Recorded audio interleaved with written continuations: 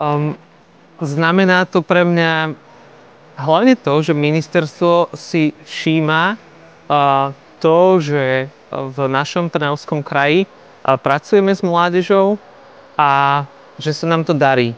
A že sa nám darí tú kvalitu zdvíhať a posúvať a mladým sa venovať stále na vyššej úrovni. Takže teší ma to, že tá práca, ktorú robíme, je zviditeľnená a že ju môžeme aj takýmto spôsobom zviditeľňovať a posúvať ďalej. Veľakrát v živote sa mi stalo, že popri aktivitách, ktoré som ako pracovník s mládežou robil, tak prišli za mnou mladí, ktorí povedali, že tak viem už, čo mám v živote robiť a čo je môjim poslaním a čomu sa mám ďalej venovať. Takže toto je pre mňa asi najväčšou odmenou v tom, čo robím.